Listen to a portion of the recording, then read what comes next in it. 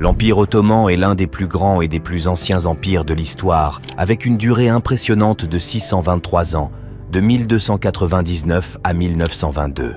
Il a étendu son influence sur 3 continents, couvrant les Balkans au sud-est de l'Europe, l'Arabie et l'Asie centrale, ainsi que les côtes de l'Afrique du Nord. Comme les grands empires qui l'ont précédé, l'Empire ottoman a été fondamentalement construit sur l'institution de l'esclavage. Toutefois, ce qui distingue l'approche ottomane de nombreux autres exemples historiques est le fait que la majorité des esclaves étaient blancs. L'ampleur et la portée de l'esclavage dans l'Empire ottoman. L'esclavage dans l'Empire ottoman est une pratique qui a perduré tout au long de son existence, même après les tentatives d'abolition à la fin du XIXe siècle. Au cours des premiers siècles de l'Empire, les esclaves étaient capturés lors de raids militaires ou d'expéditions politiquement orchestrées par le sultan. Ces raids ont balayé l'Europe du Sud et de l'Est, les Balkans et le Caucase, et une grande partie des captifs ont été transportés vers la capitale, Constantinople, aujourd'hui Istanbul. En outre, du XVIe au XIXe siècle, un nombre considérable d'Européens, des centaines de milliers, ont été capturés par des pirates barbaresques et vendus comme esclaves dans l'Empire ottoman, bien que les Ottomans eux-mêmes n'aient pas participé directement à ces raids. Au plus fort de cette pratique, on estime qu'un habitant de Constantinople sur 5 était esclave. Cette situation ressemblait à celle de l'Empire romain, auquel les Ottomans avaient succédé. Il s'agit du plus grand cas connu d'esclavage blanc dans l'histoire, bien qu'il ait été beaucoup moins étudié que la traite transatlantique des Afro-Américains, comparaison avec d'autres empires historiques. À bien des égards, l'Empire ottoman reflète les tristement célèbres croisades chrétiennes menées par des personnages tels que Richard Cœur de Lion, qui ont parcouru l'Europe pour convertir de force les populations au christianisme et s'approprier leurs terres. L'Empire ottoman a mené des opérations similaires, mais sous la bannière de l'islam. Plutôt que d'imposer le christianisme, les Ottomans capturaient des Européens de l'Est et de jeunes chrétiens, les convertissaient à l'islam et les enrôlaient dans une branche spéciale de l'armée ottomane, les janissaires, dont nous parlerons plus en détail ultérieurement. Bien que la religion et le désir de vengeance aient joué un rôle dans ces raids ottomans, la recherche du profit financier a été un moteur bien plus important de l'asservissement des individus des régions conquises. Le rôle économique et politique de l'esclavage. Dans l'Empire ottoman, l'esclavage n'était pas seulement un moyen de travail, mais un pilier central de la structure économique et politique de l'Empire. La richesse et le pouvoir de l'élite ottomane étaient souvent directement liés à la possession d'esclaves, qui étaient utilisés pour entretenir les domaines, gérer les ménages et même diriger les grandes exploitations agricoles. Le recours aux esclaves permettait à l'élite ottomane de maintenir sa richesse sans s'engager directement dans le commerce ou le travail manuel, qui était souvent considéré comme inférieur à leur statut. En outre, les esclaves ont joué un rôle crucial dans l'appareil militaire et administratif de l'Empire. Les janissaires, soldats d'élite issus de garçons chrétiens réduits en esclavage, constituaient l'épine dorsale de l'armée ottomane. De même, de nombreux hauts fonctionnaires de l'administration ottomane, connus sous le nom de kuls, étaient techniquement des esclaves du sultan, même s'ils exerçaient un pouvoir et une influence immenses. Les perspectives de l'esclavage dans l'Empire ottoman. La plupart des sources qui documentent l'esclavage dans l'Empire ottoman proviennent d'Européens occidentaux blancs et chrétiens, qui étaient très éloignés de la vie réelle au sein de l'Empire. Il est donc difficile de s'assurer de l'exactitude de ces récits, car ils sont souvent influencés par les préjugés culturels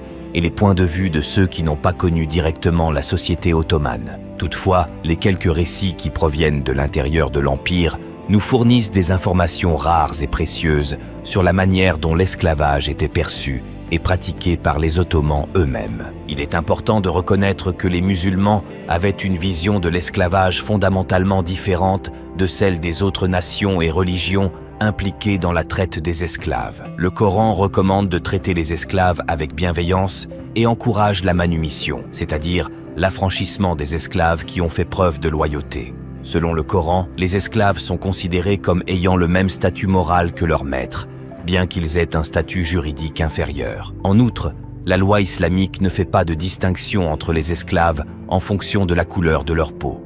Malgré cela, il existait des disparités notables sur le marché des esclaves, où les personnes handicapées et celles dont la peau était plus foncée, originaires d'Afrique subsaharienne, étaient souvent vendues à un prix nettement inférieur à celui de leurs homologues blancs en bonne santé. L'économie de l'esclavage dans l'Empire ottoman. Dans l'Empire ottoman, les esclaves étaient généralement coûteux et appartenaient à de hauts fonctionnaires qui payaient le prix fort pour des jeunes filles européennes, vierges âgées de 13 à 25 ans, ainsi que pour des adolescents en bonne santé. Malgré les coûts élevés associés à la possession d'esclaves, les archives judiciaires révèlent que l'élite n'était pas la seule à posséder des esclaves. Ceux-ci étaient répandus dans toute la société ottomane. Les esclaves remplissaient diverses fonctions, notamment le service domestique, l'agriculture, le commerce, le service militaire, et étaient également contraints à l'esclavage sexuel. Les femmes blanches occupaient généralement des postes au sein des ménages et se voyaient souvent confier des tâches plus importantes, telles que la gestion du foyer et les soins aux femmes de la maison. En revanche, les esclaves africains se voyaient généralement confier les tâches les plus subalternes. Les esclaves mâles travaillaient souvent comme ouvriers ou comme valets de ferme. Cependant, les esclaves domestiques et les esclaves de travail restaient rarement en esclavage toute leur vie. Nombre d'entre eux ont pu utiliser leurs années d'esclavage comme moyen de mobilité sociale. Mobilité sociale et esclavage.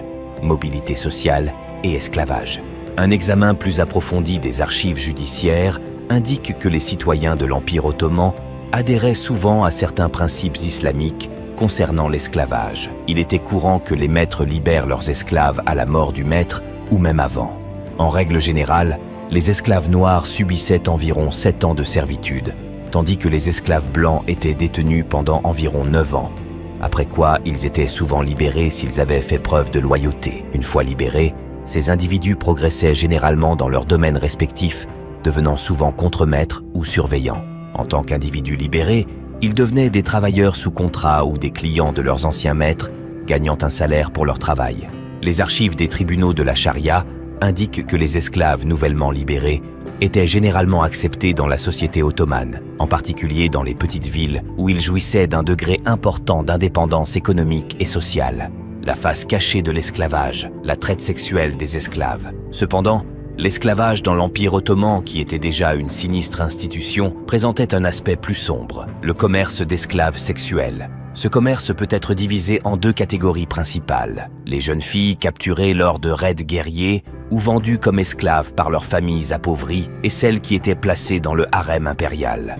Les femmes esclaves sexuelles les moins chanceuses étaient censées être sexuellement disponibles pour leurs maîtres masculins, mais pas pour les maris de leurs propriétaires féminines, et étaient souvent logées dans un harem. Malgré la dure réalité de leur situation, ces femmes bénéficiaient de certains droits qui n'étaient pas accordés aux autres femmes réduites en esclavage, si l'on peut considérer cela comme une forme de chance. Par exemple, si une esclave du harem tombait enceinte, elle ne pouvait pas être vendue pour un nouvel esclavage, et elle était libérée à la mort de son maître. De plus, tout enfant qu'elle mettait au monde naissait libre et ne pouvait être vendu ou donné. Esclavage sexuel des garçons. Les jeunes garçons étaient également victimes de l'esclavage sexuel, mais ils travaillaient généralement dans des bains publics ou des cafés. Pour les sensibilités modernes, il peut sembler étrange que le fait d'être vendu comme esclave sexuel n'ait pas toujours été perçu comme une chose entièrement négative. En fait, si beaucoup ont été tragiquement vendus pour des raisons de désespoir et de pauvreté, un grand nombre d'entre eux l'ont été dans l'intention de profiter de la mobilité sociale qu'offrait cette position, en particulier s'ils obtenaient un rôle au sein du harem impérial. La plupart des récits concernant le harem impérial sont très sensationnalistes, remplis d'exagérations et dépourvus de preuves substantielles, en particulier ceux écrits par des auteurs occidentaux. Cela s'explique en grande partie par le fait que même de nombreux citoyens ottomans ignoraient ce qui se passait dans le harem impérial, car ceux qui en faisaient partie étaient tenus à l'écart de la société et avaient juré de garder le secret. Le rôle des concubines dans le harem impérial. Les esclaves du harem impérial, connus sous le nom de concubines, utilisaient souvent leur position comme moyen de mobilité sociale. Elles jouissaient d'une plus grande liberté et d'un plus grand luxe que de nombreux individus libres, même si elles restaient des esclaves. Gardées 24 heures sur 24 par des esclaves eunuques noirs, elles occupaient des positions de pouvoir et avaient la possibilité d'épouser des fonctionnaires de haut rang, voire de devenir l'une des épouses du sultan. Entre 1533 et 1636, certaines de ces femmes ont exercé une influence politique considérable, ayant souvent l'oreille d'hommes puissants. Cependant, malgré l'apparence d'une soumission volontaire, ces femmes étaient forcées de se plier aux désirs des hommes qui les entouraient, sans avoir le choix. Des sources limitées suggèrent que très peu d'esclaves du harem ont été libérés de leur rôle de concubines. Les janissaires, esclavage et pouvoir militaire. Revenons maintenant au XIVe siècle et concentrons-nous sur les jeunes garçons qui servaient dans la branche militaire ottomane, connue sous le nom de janissaires. Les janissaires étaient des jeunes garçons prélevés à titre d'impôt sur le sang à l'issue des batailles, appelés devshirmé et assimilés à l'élite de l'armée ottomane. Cette pratique était justifiée par le sultan en vertu de la loi islamique qui lui donnait droit à 1/5 du butin collecté lors des batailles. À partir du troisième sultan, Murad Ier, les humains ont été considérés comme une partie légitime de ce butin. Une fois capturés, ces garçons étaient circoncis de force, convertis à l'islam et soumis à un entraînement rigoureux dans le cadre d'un régiment d'esclaves soldats. Ils étaient soumis à une discipline extrême qui les transformait en soldats d'élite très concentrés. Le rôle et les règles des janissaires. Les janissaires étaient soumis à des règles strictes. Il leur était interdit de se laisser pousser la barbe ou de se marier avant l'âge de 40 ans, et ils devaient faire preuve d'une loyauté absolue à l'égard de l'empereur. En contrepartie, ils recevaient un salaire, étaient soutenus lors des batailles et devinrent l'un des premiers régiments militaires à s'entraîner au maniement des armes à feu à la fin du XIVe siècle. Dans certains cas, les parents soudoyaient même les fonctionnaires pour que leurs enfants intègrent les rangs des janissaires dans l'espoir d'élever le statut socio-économique de leur famille. Dans les années 1600, la demande de troupes janissaires avait dépassé le nombre de garçons disponibles dans le cadre du système devshirmé. Par conséquent, la conscription exclusive des garçons par le devshirmé a été abolie, permettant aux musulmans nés libres de rejoindre les janissaires et de profiter de l'opportunité d'améliorer leur statut social et économique. Le système devshirmé, un aspect unique de l'esclavage ottoman. Le système du devshirmé, qui se traduit par « impôt sur le sang » ou « taxe sur les enfants », était l'un des aspects les plus singuliers et les plus controversés de l'esclavage dans l'Empire ottoman.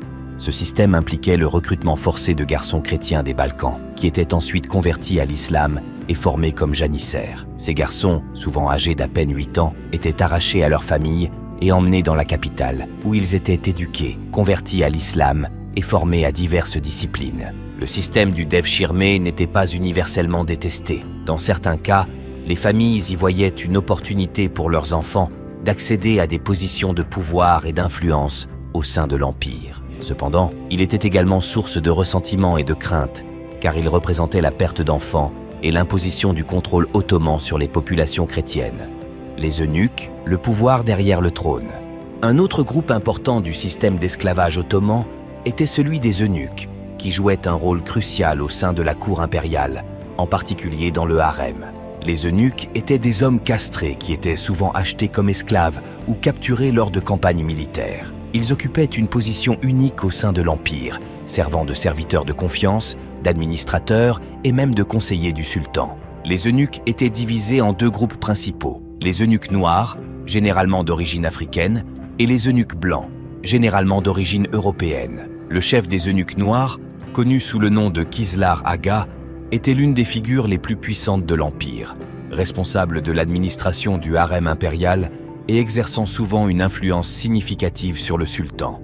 Le rôle de l'esclavage dans la société ottomane. Le concept de la traite des Blancs dans l'Empire ottoman est complexe et ne peut être facilement catégorisé, surtout si on le compare à d'autres périodes et régions de l'histoire. La rareté des sources nous laisse une compréhension incomplète de l'esclavage et du traitement des esclaves dans l'Empire. Cependant, ce que nous savons présente une image à multiples facettes et pas entièrement négative, en particulier lorsqu'on la compare à la traite transatlantique des esclaves.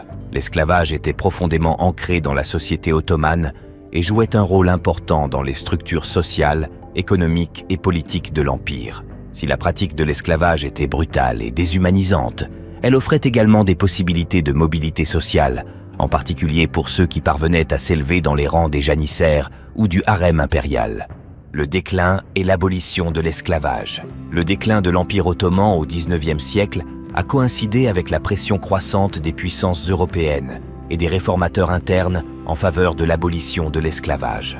L'Empire, confronté à des défaites militaires et à des conflits internes, a commencé à mettre en œuvre une série de réformes connues sous le nom de Tanzimat, visant à moderniser l'État et à l'aligner plus étroitement sur les normes européennes.